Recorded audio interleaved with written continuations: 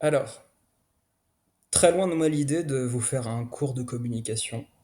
Déjà, je n'en ai ni la compétence, ni la légitimité, et je trouve que vous vous en sortez admirablement.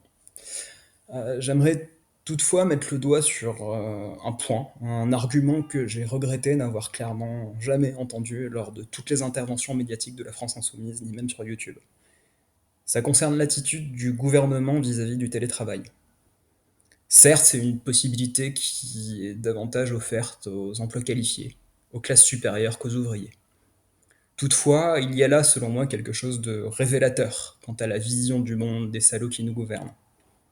Le confinement et autres couvre-feux sont imposés par la force, la coercition.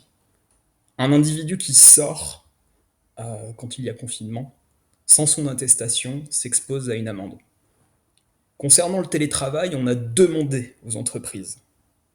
Autrement dit, on considère les entreprises comme des entités raisonnables, à qui on peut demander d'adopter les comportements à même d'endiguer l'épidémie. Les individus, eux, doivent y être contraints.